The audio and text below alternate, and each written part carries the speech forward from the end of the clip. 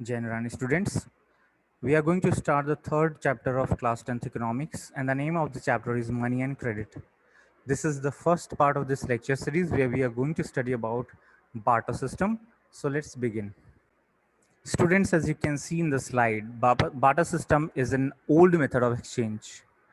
The system has been used for centuries and long before money was invented, and people exchanged services and goods for other services and goods in return. तो जैसे आज के date पर अगर आपको कोई चीज़ खरीदनी होती है तो आप क्या करते हैं, आप पैसे लेकर के जाते हैं, आप उस पैसे को शॉपकीपर को दोगे और वो आपको प्रोडक्ट दे देगा which ever you want. But जब मनी का इन्वेंशन नहीं हुआ था, when the money was not used as a medium of exchange, उस समय पर लोग कैसे अपनी ज़रूरतों को पूरा करते थे, क्योंकि ऑब्वियसली हर इंडिविजुअल सारी चीज़ें प्रोड्यूस नहीं कर सकता. हो सकता है कोई फार्मर हो तो वो वीट प्रोड्यूस करता हो, राइस प्रोड्यूस करता हो, लेकिन वो कपड़े भी सिलता हो, वो जूते भी बनाता हो, ऐसा पॉसिबल नहीं है. तो every individual can not produce everything. इसलिए पहले के समय पर लोग क्या करते थे, they use to exchange the products that they produced with the products that others have and they need it. यानी कि अगर आप कोई चीज़ प्रोड्यूस कर रहे हैं, सपोज आप वीट प्रोड्यूस कर रहे हैं और अगर आपको एप्पल चाहिए, तो आप क्या करते थे, अपना वीट जो है वो उस पर्सन को ले जा करके देते थे जो एप्पल एक्सचेंज में दे सकता है, यानी जो एप्पल का प्रोडक्शन करता है. तो इस तरीके से हम लोग एक्सचेंज करके अपनी ज़रूरतों को पूरा करते थे. इसी को हम लोगों ने बार्टर सिस्टम का नाम दिया हुआ था. अभी आज की डेट पर आप मनी का यूज़ कर सकते हो, यानी कि money as a medium of exchange use करते हो. और एक चीज़ लिखी हुई है that barter system is very old method of exchange. काफ़ी पुराना मेथड है एक्सचेंज का. अभी आपको बहुत ज़्यादा इंस्टेंसेस इसको अर्बन एरिया में आप नहीं देखोगे, but even today in some rural parts of the country people use to practice this exchange. कभी कभी पुराने कपड़ों के बदले में लोग बर्तन एक्सचेंज करके ले जाते हैं, या ऐसी कोई चीज़ें देखने को आपको मिल सकती हैं. तो हमने समझा कि बार्टर सिस्टम क्या होता है. बार्टर सिस्टम एक ऐसा सिस्टम है जहां पर कि कोई एक प्रोडक्ट दूसरे प्रोडक्ट के एक्सचेंज में आप ले सकते हैं. इसमें कुछ प्रॉब्लम्स भी हैं. जैसे क्या प्रॉब्लम्स आ सकती हैं? तो the most important problem is double coincidence of wants. This is very important to know कि जब भी आप, मान लीजिए हमने कहा कि आप वीट प्रोड्यूस करते हैं और आपको एप्पल चाहिए, आपकी ज़रूरत अभी एप्पल की है, आप वीट ले जा करके एक्सचेंज कर लोगे एप्पल के बदले में. जो जिसके पास भी एप्पल के ऑर्चर्ड्स होंगे वो एप्पल आपको एक्सचेंज में दे सकता है. लेकिन अगर सपोज कि वो जिसके पास एप्पल्स हैं वो आपको नहीं देना चाहता है एप्पल, आप वीट देना चाहते हो और वीट के बदले में वो एप्पल आप चाहते हैं, लेकिन वो आपसे वीट नहीं लेना चाहता है एप्पल के बदले में, वो चाहता है कि हमें कपड़े मिल जाएं उस एप्पल के बदले में. तो आपकी जो वांट है और उसकी जो वांट है, उसकी वांट क्या है, कपड़े. आपकी वांट क्या है, एप्पल. आपके पास क्या है, वीट. उसके पास क्या है, एप्पल्स. तो आपकी ज़रूरत की चीज़ तो उसके पास है, बट उसको जो चाहिए कपड़े वो आप प्रोड्यूस नहीं करते. उसके लिए वो क्या करेगा, दर्जी के पास जाएगा और उससे जा करके वो एप्पल्स दे करके कपड़े ले लेगा.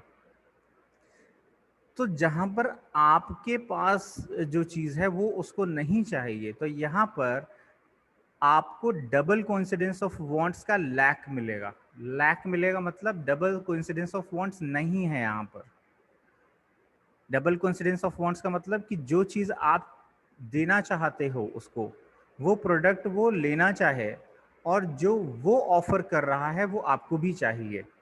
तो आपके एंड से तो डबल कोइंसिडेंस है, लेकिन उसके एंड एंड से वो नहीं चाहता है, आपका वीट नहीं चाहता है, उसको कपड़े चाहिए.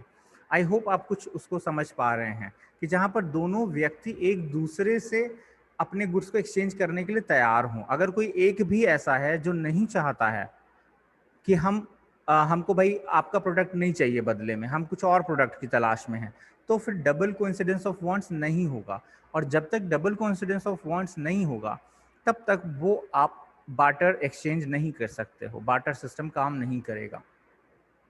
देखिए इसमें क्या लिखा हुआ है, double coincidence of wants is a mutual agreement, यानी दोनों तरफ से होना चाहिए, where both the parties agree to buy and sell each other's goods. एक दूसरे के प्रोडक्ट्स को वो दोनों ही बाय और सेल करना चाहें। In this system there will be no particular medium of exchange, जैसे कि मनी हम लोग यूज़ करते हैं आजकल, उसका कोई भी यूज़ नहीं है, केवल प्रोडक्ट्स आपस में एक्सचेंज किए जा रहे हैं, और ये बार्टर सिस्टम का एक की फीचर भी है। अब जैसे हमने बात करी lack of double coincidence of words की, तो इस समय पर क्या होगा, double coincidence of word it requirement for an efficient barter system. अगर आपको बार्टर सिस्टम इफिशिएंटली यूज़ करना है तो उसके लिए डबल कोइंसिडेंस ऑफ वर्ड्स होना चाहिए, अगर नहीं होगा तो एक्सचेंज पॉसिबल नहीं है। And it was necessary for a person who wanted to trade his her goods or services to find some other person who was not only willing to buy his goods but also possess that good which the farmer wanted। जैसे कि हमारे case में Apple वाल आपकी तो भाई ठीक है, ज़रूरत है एप्पल की, आप एक्सचेंज करना चाहते हो वीट, लेकिन वो पर्सन क्या हो रहा था कि वो कपड़े एक्सचेंज में चाहता था एप्पल्स के, तो वो वहाँ पर उसका क्या हुआ, he was not able to he was not able to find the goods which he wanted। जो वो चाहता था परचेज करना एप्पल्स के बदले में, वो उसको नहीं मिला, तो वहां पर लैक ऑफ डबल कोइंसिडेंस हो गया, इसलिए आपके और उसके बीच में एक्सचेंज नहीं हो पाया। ठीक है, इसीलिए क्योंकि डबल कोइंसिडेंस ऑफ वांट्स ढूंढना काफ़ी मुश्किल होता है, तो ये जो एक्सचेंज का काम है it becomes very laborious and time consuming. इसमें बहुत ज़्यादा समय लगता है और काफ़ी ज़्यादा मेहनत भी लगती है, क्योंकि आपको अपने प्रोडक्ट लेकर के मार्केट में चक्कर लगाने पड़ेंगे, लोगों से पूछना पड़ेगा, ढूंढना पड़ेगा ऐसा व्यक्ति जो आपके प्रोडक्ट के बदले में आपकी ज़रूरत का सामान आपको दे सके। तो जब तक मनी का यूज़ नहीं होता था, जब तक मनी नहीं था, तब तक हमें ये प्रॉब्लम्स फेस करनी पड़ती थी, और मनी के एवोल्यूशन के बाद इस प्रॉब्लम को मनी ने सॉल्व कर दिया। जैसे कि आपकी बुक में एक एग्जांपल दिया हुआ है जहां पर वीट को शूज से एक्सचेंज करने की बात करी गई है, कि एक वीट मैन्युफैक्चरर है जो कि एक शू मेकर से जाकर के शूज एक्सचेंज करना चाहता है। तो अगर दोनों राजी हैं, यानी कि डबल कोइंसिडेंस है कि भाई शू मेकर को भी वीट की ज़रूरत है और आपको शूज़ की ज़रूरत है, तो आप दोनों गुड्स एक्सचेंज कर लोगे, तब तो ठीक है। और अगर नहीं होगा डबल कोइंसिडेंस तो एक्सचेंज पॉसिबल नहीं होगा। लेकिन अगर इसी इकोनॉमी में मनी आ जाए रोल में, यानी कि money as a medium of exchange use होने लगे, तो वहाँ पर काम बहुत ज़्यादा आसान हो जाएगा।